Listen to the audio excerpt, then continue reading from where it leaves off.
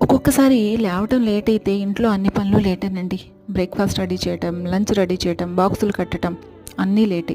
Lunch అంటే గుర్తొచ్చింది. ఎన్ని కర్రీస్ ఉన్నా సరే లంచ్‌లోకి ఏదో ఒక పికిల్ లేకపోతే నాకైతే అస్సలు ముద్ద దిగదండి.